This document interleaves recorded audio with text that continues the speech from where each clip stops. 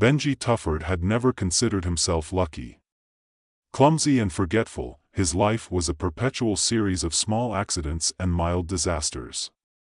He wasn't the kind of guy who'd ever attract any special attention, except for the kind that came from being the office's most accident-prone employee. Today was no different. Benji sat at his desk in the cubicle maze of Broccoli Industries, his fingers wrapped around a steaming cup of coffee.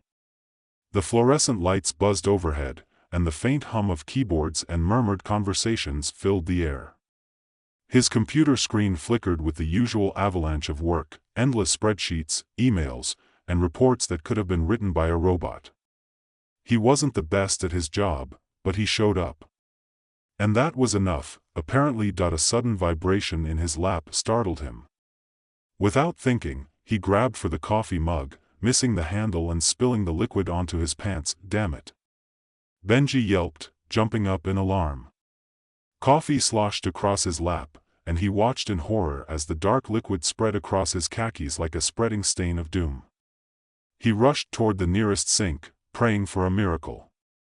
Maybe if he rinsed it out quickly enough, the stain wouldn't set. The break room door swung open, and in walked Laura, the office manager, carrying a stack of folders. She paused mid-step when she saw him. Benji, again? You're like a walking disaster, she said, her tone half amused, half exasperated. Benji forced a grin, his eyes focused on the offending coffee stain that was expanding across his pants. You know me, always making a mess of things. He dashed for the sink, but in his panic, he slipped on the wet floor. His right leg twisted, and he crashed to the ground with a loud thud. The back of his head collided with the edge of the counter. Ow, he groaned, rubbing his temple as stars danced behind his eyelids. This was just his luck. Benji, are you okay?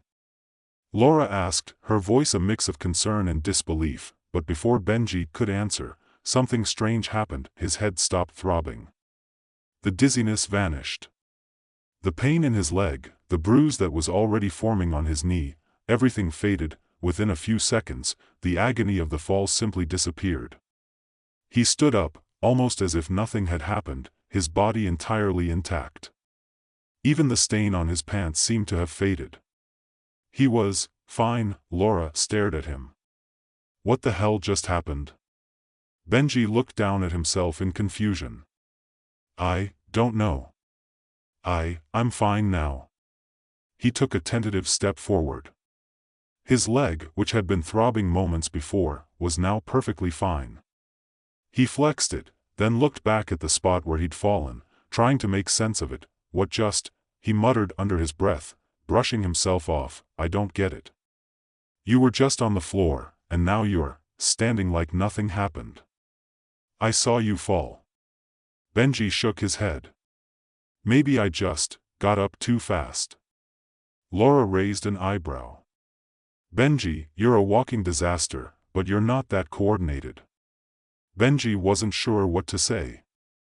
He couldn't quite explain it, but his body felt restored. Healed.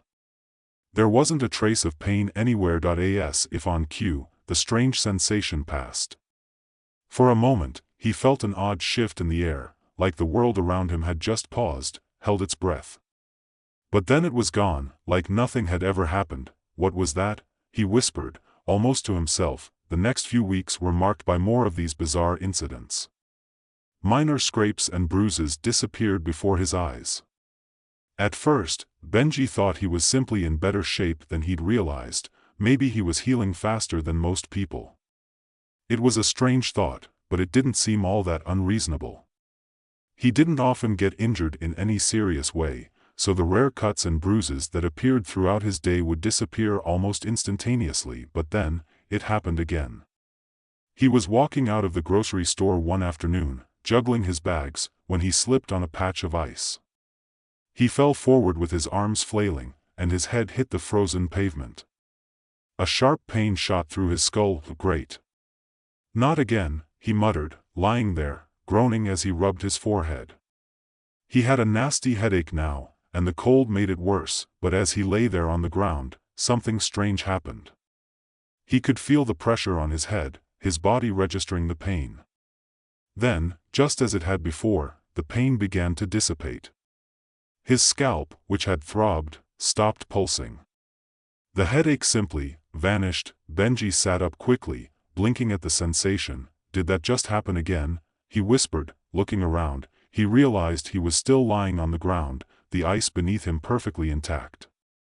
He didn't have the faintest idea what was going on, but something inside him told him to get up. His body felt strangely reset.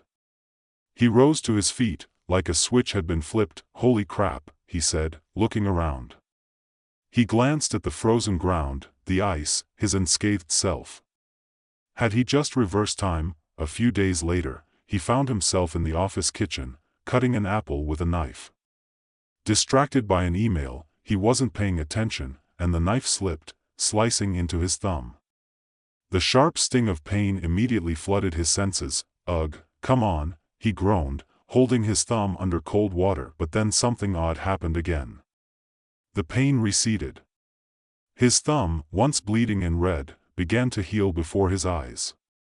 The wound closed up, the skin knitting itself back together as if time itself was reversing for just a moment. Benji stared in disbelief. This wasn't normal. That he pulled his hand away from the sink, holding his healed thumb up in front of his face. He was no doctor, but he knew one thing for sure: his body wasn't healing in the usual way. There was something different about it. Every time he got injured, it was like he was being pulled backward in time. But why? And how? Was he imagining it? By the time the weekend came around, Benji had become more and more aware of the strange phenomenon occurring every time he healed. He began to experiment. He'd walk into walls, get a paper cut, and then observe the healing process, trying to understand what was happening. The results were always the same. His injuries would heal themselves, yes, but with a noticeable side effect: time itself seemed to reverse for a split second. He couldn't explain it, but the world would subtly shift around him. Conversations he just had felt like déjà vu. People would give him strange looks, as if they'd just met him, or perhaps as if he'd just been there before. It was as if reality was warping, and Benji was caught in a time loop that he had no control over. It was terrifying and exhilarating at the same time. And then came the moment when it all fell apart. That afternoon, as Benji was leaving work, a car ran a red light, and he was struck while crossing the street. The impact knocked him off his feet, and for a moment, everything went black. He wasn't sure how long he was out, but when he came to, he was lying on the asphalt, surrounded by flashing lights. His body ached in ways he couldn't comprehend. It wasn't just the bruises, it was the overwhelming feeling of being utterly broken. But just as he was about to lose consciousness again, he felt it, the strange sensation that always accompanied his healing. His body wasn't just mending itself. It was as if time was unwinding, pulling itself backward. He watched in stunned disbelief as the scene around him seemed to reverse. The car backed up, the people around him blinked and disappeared, and the world returned to the moment before the accident. Benji gasped as he stood up, disoriented. He had done it again. He had rewound time. Not just for his body, he had literally reversed the flow of reality around him. What in the world was happening? Benji stood in the middle of the street, his heart hammering in his chest. He stared at the car, which was now retreating back to its previous position, the screech of its tires and the sound of the crash fading away as if they'd never happened. Around him, the people, who had been staring at him in concern, some rushing to help, now seemed frozen, unaware that anything had occurred. The world had rewound, just like the previous times when his body healed itself. But this time, it wasn't just his body that was affected. Reality itself had unraveled. He stood there for a moment, disoriented. His hand gripped his chest as if trying to make sure his heart was still beating at a normal pace. Was he dreaming? Or had he truly, just reversed the course of time? Benji took a tentative step forward, his shoes crunching against the asphalt. He looked around, but nothing seemed out of place, not in the way that made him feel at ease. The world felt both familiar and wrong, a place where things were slightly off, like he had missed a chapter of his own story. People were walking, crossing the street, talking to each other, but their words felt like they were happening in the wrong sequence. He needed answers. He had no idea what was going on, but the one thing he knew for certain was that his body had somehow become a vessel for something far beyond the ordinary. Time was no longer a constant, but something he could alter at will, albeit unintentionally. It had happened before, in small moments. Now, though, it was different. It was real, and he was no longer able to ignore it. Still shaky from the shock, he wandered home that evening, his thoughts a jumble of confusion and excitement. The night stretched on like an open road he couldn't look away from. As he walked, it occurred to him that, for once, he might actually have a power, something beyond the mundane life he'd lived. Healing? That was the least of it. He had rewound time, and with it came consequences he hadn't yet understood. The next few days were a blur. Benji tried to continue his usual routine, but everything felt different. He couldn't shake the feeling that he was standing on the edge of something much larger than he could comprehend. His healing ability was no longer just a quirky anomaly, it was a power. And like any power, it came with consequences. At work, he kept to himself, avoiding eye contact with his co-workers. There was a strange tension hanging in the air, as if his very presence was causing cracks in the fabric of the world around him. He noticed that Laura, his manager, was acting like she knew him from somewhere, someplace they'd both been before. She kept looking at him, her gaze lingering longer than normal, her brow furrowed in quiet confusion, but when he asked her if anything was wrong, she merely shook her head, her expression distant. "You good, Benji?" she asked, and her voice was somehow strange, like she didn't quite remember the conversation they just had. Was it possible that he was changing the world around him? That his healing wasn't just about fixing himself but warping the timeline, forcing the universe to shift back and forth every time he healed? By Thursday, his suspicions were confirmed. He had taken a short break from work to grab a coffee. It was during this small escape that Benji accidentally spilled some on his shirt. A typical move for him. But this time, when he rushed to the sink to rinse the stain, he felt it again, the odd sensation that always preceded the moment of healing. Time reversed. He froze as his shirt returned to its pristine white state, the coffee stain vanishing as though it had never existed. But he wasn't alone.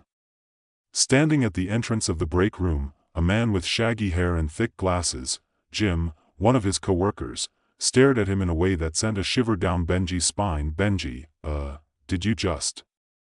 Jim trailed off, his eyes narrowing, his face a mask of disbelief. "I swear you just went back in time. Did you just heal something?" Benji stiffened. He hadn't said anything about his powers. No one at work had. How did Jim know? He had to say something, anything, to cover himself. I don't know what you're talking about," he said quickly, his voice betraying the panic that was rising in him. "Maybe you're just seeing things." Jim didn't look convinced. He leaned against the doorframe, his eyes never leaving Benji. "I don't know, man. You don't think that's strange?" Benji swallowed hard. "What's strange?" "Just the way things seem to reset around you. Like, you didn't even drop anything when you were walking over here. You're not really normal, are you?"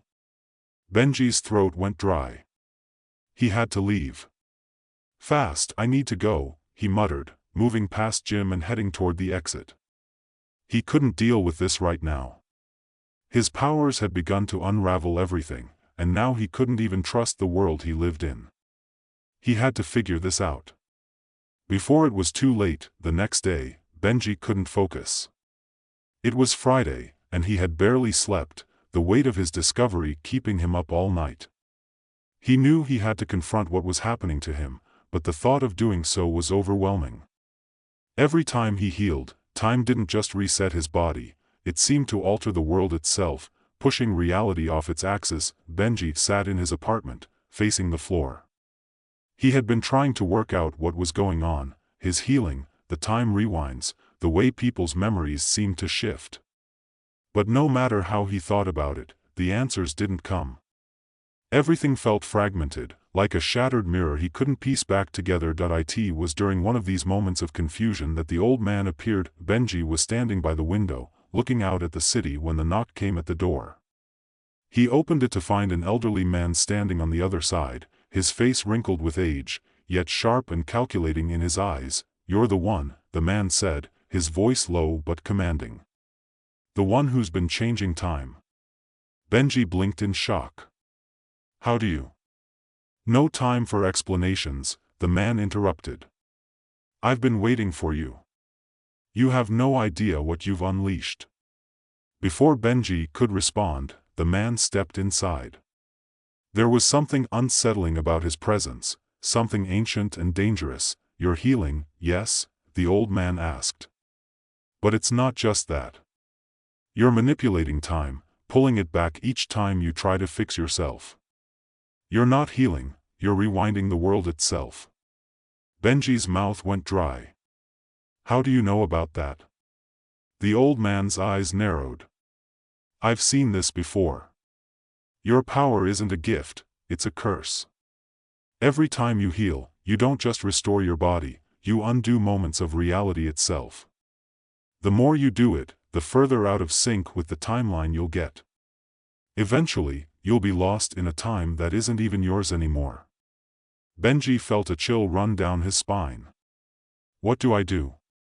"You must stop using the power. Stop trying to fix what's broken, because every time you heal, the world cracks a little more." Benji swallowed hard. Stop healing? It was impossible. He didn't know how to control it. He didn't know how to stop. "You've been warned," the old man said, turning to leave. "But I don't think you will listen. Most people never do." And with that, the man was gone. Benji stood there, his thoughts racing. What had he done? He wasn't just healing. He was unraveling time itself. Could he even stop? Benji stood in the empty apartment, the old man's words echoing in his mind. "You're unraveling time itself." He couldn't shake the feeling that something terrible was about to happen. Every time he used his ability to heal, he didn't just fix his body, he was warping reality, pulling at threads of time like a careless child tugging at a delicate fabric. And now, the fabric was starting to tear. He ran his hands through his hair, his mind racing. The world around him felt increasingly unstable. It was subtle at first, the strange shifts in conversation, the repeating moments, the uncanny sense that he was slipping out of sync with the people around him. But it was growing more intense by the day. More real. He could feel the fractures widening, the cracks in the timeline, and he was the one causing it. His body had become a nexus, a point where time twisted and bent. Every time he healed, he didn't just repair his flesh, he altered reality, pulling it backward, like rewinding a broken tape that never quite played right. What had started as an accidental discovery had now spiraled out of his control. And yet, he couldn't stop. How could he? The healing was a compulsion, a reflex. It was like a part of him, an essential part of his survival instinct, that didn't know how to exist in a world where things stayed broken. But the more he healed, the more the world around him splintered. The old man had warned him, but Benji wasn't sure he could heed that advice. What if he stopped healing and couldn't function anymore? What if the injuries came back, worse than before? His mind swirled with questions, none of them bringing clarity. He had no answers, no way of knowing what would happen if he followed the old man's advice. All he knew was that he was caught in something beyond his control. As he paced back and forth in his apartment, he felt the weight of his decisions crushing him. Was he doomed to be a part of something he couldn't understand? To keep fixing himself, at the cost of time itself? His thoughts spiraled, and he found himself walking to the window, staring out at the bustling city below. The world felt so ordinary, so real, yet he knew it was fragile. Like glass, ready to shatter. He had to do something. The next few days passed in a haze, and with each passing hour, Benji's unease grew. He felt the fractures in reality stretching further apart, like invisible cracks running through the world. The feeling of being out of sync was constant now, following him like a shadow, and he couldn't shake the sensation that he was losing his grip on something far more important than his body. At work, things were worse. People weren't just giving him strange looks anymore, they were forgetting him altogether. Benji would walk past a coworker he'd known for years, and they wouldn't acknowledge him. He'd speak, and they'd give him an odd glance, like they hadn't heard him or seen him before. It was as if he were fading from their memories, slipping further away with each moment. It terrified him, and yet, he couldn't stop himself. Every time he healed, the world shifted. The timeline warped. The people around him became less familiar. And still, he couldn't stop healing. He had tried, several times. But each time he got injured, whether it was a paper cut, a stubbed toe, or a bruised arm, the instinct to heal was too strong. His body would ache, the pain would rush in, and then, he couldn't resist. The healing would happen, and time would reverse, a brief, subtle change that no one but him seemed to notice. But he felt it, felt the shift in the world as though a piece of it had been rewritten, only for him to slip further out of sync. It wasn't long before he found himself back in the break room one afternoon, facing the vending machine where his day had begun in chaos. Benji leaned against the counter, staring at the brightly lit machines, but all he could think of was the sound of time stretching and warping, like an old record skipping. What had he done? His mind was a mess. The old man had warned him, but now, the damage was done. And there was no going back. He had crossed some invisible threshold, and the universe had changed because of it. He wasn't sure how much more of this world he could keep up with. As he stood there, lost in thought, a sudden voice pulled him from his trance. "Benji?" He looked up, startled. It was Laura, his office manager, standing in the doorway, her arms crossed as she looked at him with an oddly familiar expression. "Laura?" Hey. What's up?" Benji asked, his voice sounding weak even to him. She gave him a strange, searching look, her brow furrowing. You're acting weird today. More than usual. Are you alright?" Benji blinked. Weird? Was that how people saw him now? Was it possible that his repeated time rewinds had created a version of himself that people didn't even recognize anymore? Or had they just started to forget? He didn't know. And the worst part was, he couldn't even remember the last time he had felt normal. "I'm fine," he replied quickly, almost too quickly. He forced a smile, but it felt out of place, like a mask that didn't quite fit. Laura's gaze softened, but there was still something unreadable in her eyes. "If you say so. Just be careful. You're not the same anymore." The words hit him like a punch to the gut. She didn't mean it cruelly, but the reality of it struck him. He wasn't the same. None of this was the same. His body wasn't just healing, it was altering the course of time itself.